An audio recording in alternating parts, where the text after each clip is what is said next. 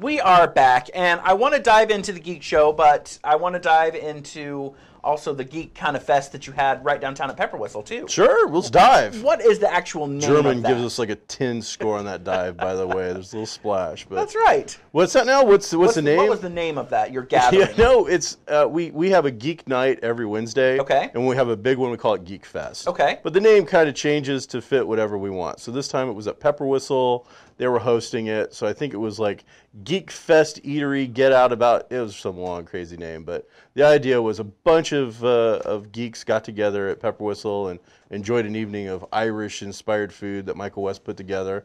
And then we talked about The Walking Dead. We had a lot of trivia questions, and yeah, it was a lot of fun. But when you say geek, you don't mean it can be any type of geek. It can be movie geek. Yeah, you know the terminology we've taken that term back. You know, geeks and nerds and whatnot, the bullying days of using those words and them having some kind of power is long gone.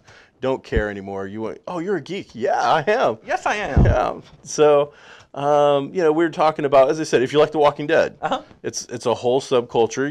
You can get together with your buddies and talk for hours about, well, this character did that, and did you see the look that he gave that one? What's that mean? And is Daryl gonna, you know, and Carol, are they gonna hook up? Is there gonna be, what's gonna happen with Merle? So, you know, yes, it's very mainstream. There's nothing necessarily hidden culture living in your mom's basement associated with that anymore. Harry Potter, the same kind of way. Comic books, video games, like the new Tomb Raider video game just came out. So there's people talking about, you know, how did you beat this particular level? And so you got the video game guys. And so it all just kind of breaks down into little groups hanging out, chatting, and then we float around, and then the guys who run the Kokomo Con come in and kind of focus it. So all of a sudden it's like, hey, we're giving away a $30 book. It's The Death of Robin. Oh, spoiler, Robin died. Sorry. So it's like, hey, we got one copy. They're going for huge amounts on eBay. We're going to give away. All you got to do is name a Disney movie. And so, you know, 3 people line up, and the first person that can't, you know, name a Disney movie is out.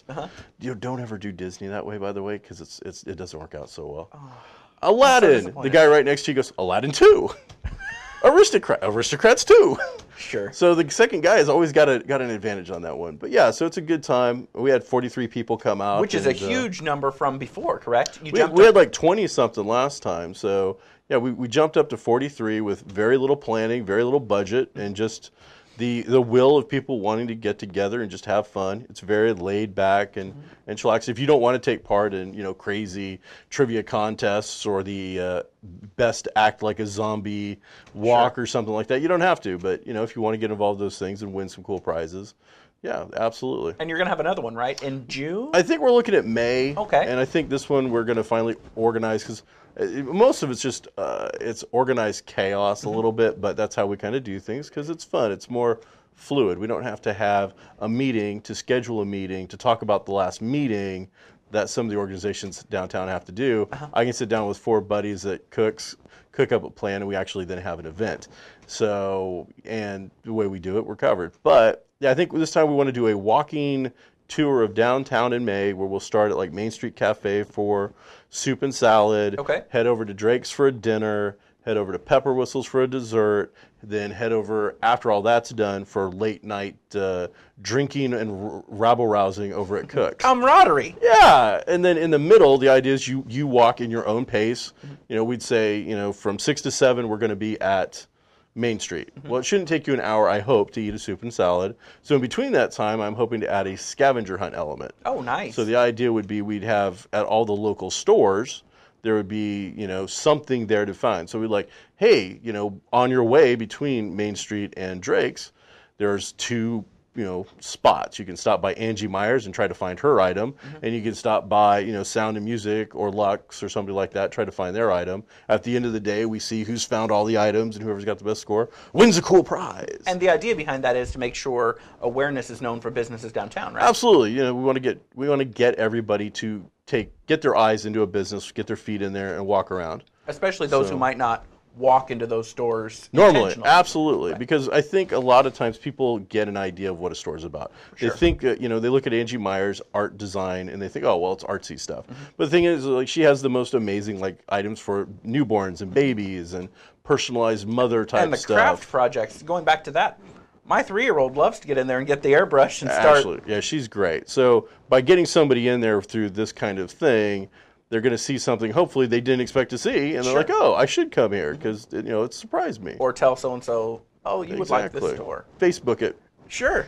So. And that kind of leads in and segues into downtown. I want to talk about that a little bit and your desire to be downtown. Right after this, though, I'm going to take a quick break.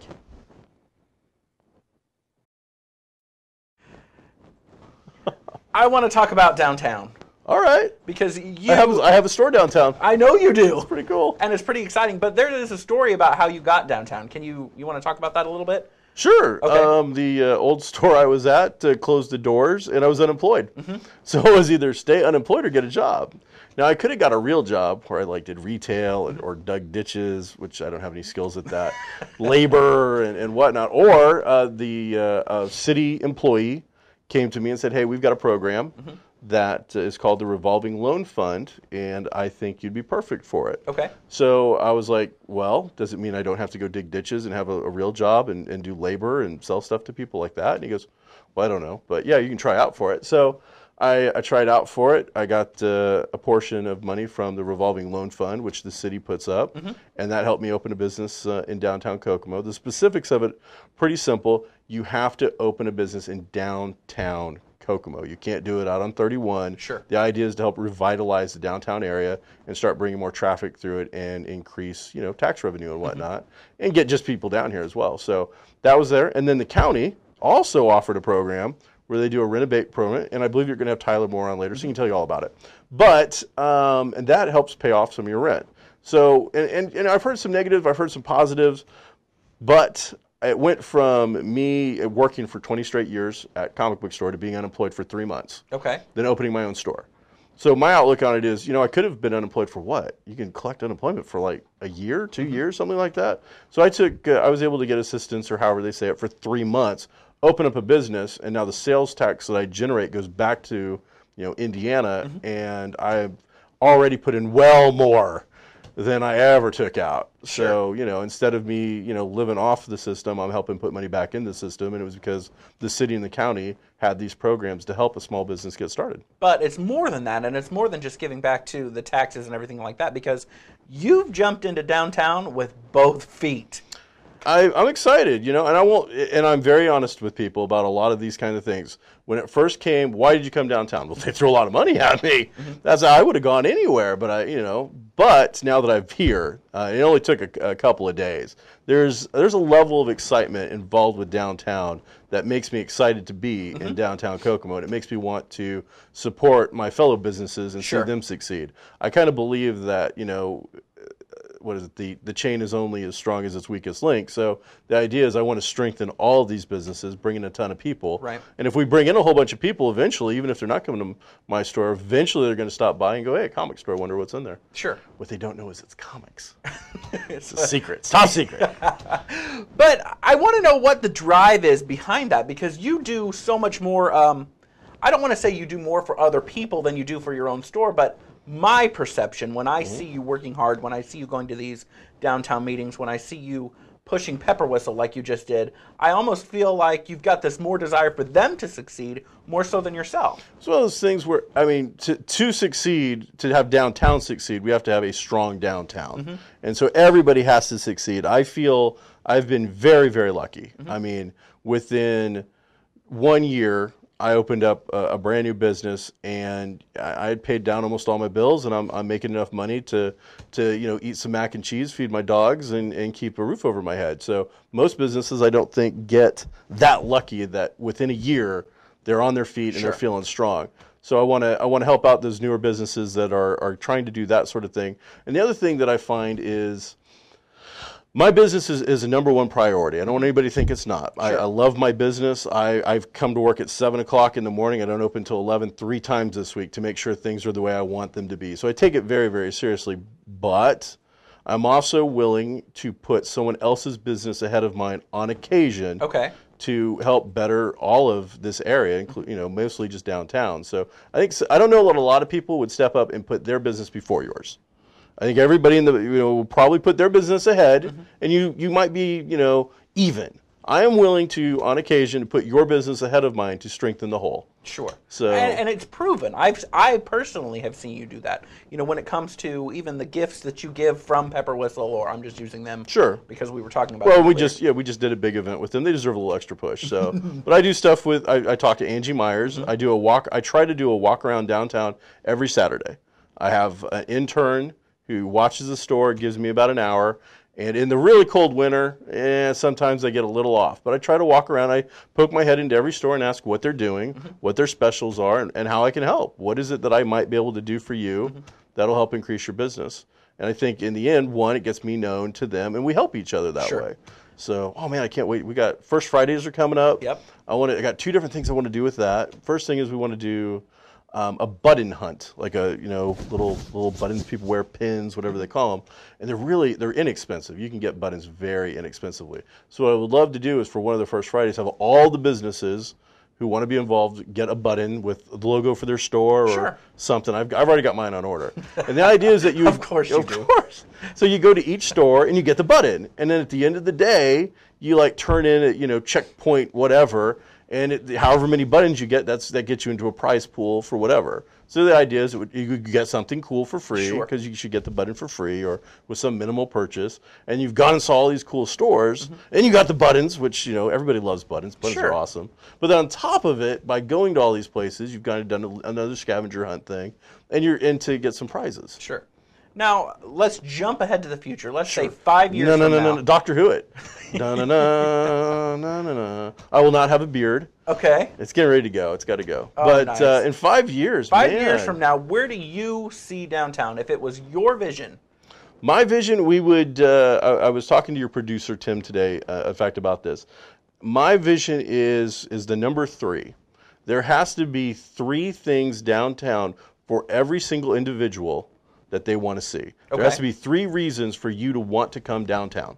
There has to be 3 reasons for your wife to want to come downtown. And in 5 years, when you have more children, congratulations, Thank you. by the way, on the triplets. That was awesome. Wow. I didn't think I could handle it. Yeah, you're doing really well. There has to be 3 reasons for them to come downtown. So I want to see another eatery. We have some great eateries. One more would be nice. But I also want to see some extracurricular kind of stuff as well. We need to build up different things. I would really hope to see if there's going to be another committee, and it's not like we don't have enough damn committees in Kokomo. But if we're going to have are you wanting one? Is that what you know what? I want to focus on what it is. I want somebody to take a good, hard look at what we need downtown. Like, what is it that would be good? I know that I've heard people from the city say they would love to have like a small dollar theater or some kind of theater down here to draw people downtown. And I would love that. That would be amazing. We'd love to see the hours on the stores get raised so that we're open a little later because a lot of us close at 5 and 6. We're small businesses. My store shuts down at 6. So I would like to see us all figure out a way to make enough money that we can afford to bring on some more employees, help get more people involved and unemployed and get them working, and then raise our hours as well. So I think it really comes down to I want to see new and interesting things come downtown. Okay. I don't know that we need a petting zoo yet, but and I would like to see some cool focal thing. I think the city and the county have worked really hard at making Foster Park kind of a nice focal point with the stage and some of the activities going on there. But I wish we'd have something big. Some places have like an ice rink, and some people have really cool something. So we need a big draw. And that's what we need. And if it couldn't be comic books, what else would you bring downtown for you? I won't lie, the movie theater thing really excites me. I would love to have, if I had all the money in the world to do what I would want, I would open up a small theater myself, and we would, besides playing a new movie, we'd have old movies and stuff like that. So I would love to see something that can put on a play, do a comedian act, do karaoke, do a tap dance vaudeville routine, and then show a film. I'd like to have a place down here that's an artsy kind of theater that can handle 1,500 people max seating or something. Fairly small and intimate, but be able to handle all these different kinds of cool activities. Kind of like what we had a little bit ago of Eastern. I really wish that could have made a good push. Eastern? Yeah, Eastern. They had the Performing Arts Center out there. Really? A long time ago, yeah. Okay. It's not still there? I thought they still had like a... The auditorium is there, but the Eastern Howard Performing Arts Center, I think, is what it was called. what gone? We had some great acts that came to this town. I would love to have that back. That's my dream. So I would like to have it not out in Greentown. I would like to have it in downtown Kokomo because it's Greentown. Sure. Hi, Greentown. So Kelly's Ice Cream. I will go there. I love Kelly's. I lived in Greentown for a year. Here we go. Let's turn that corner. Downtown. I love downtown Kokomo. I think downtown Kokomo is great. All right. Well, thank you for coming in today. Thanks for having me. You do so much. I appreciate it. Geek show. Scholarships Geek coming night. up. We're going to talk about a scholarship sometime here. We're doing a geek scholarship. I really am the excited bracelet about idea. that. We've got bracelets coming up. All kinds of stuff. Check into your show as well. All right. Check out. We change the name every week. This week we were Geek 2 Geeking Into the Darkness. Nice. The week before we were But the Mike Army wasn't of Geeks. feeling well. Is that right? Mike was so under the weather that he really shouldn't have been here. He was a plague bearer. But he said he saved the show by the end or so. I don't know. The only thing bigger than the Geek Show's ratings is Mike's ego. So. Which, tiny. Oh, yeah. Sure. We'll be right back.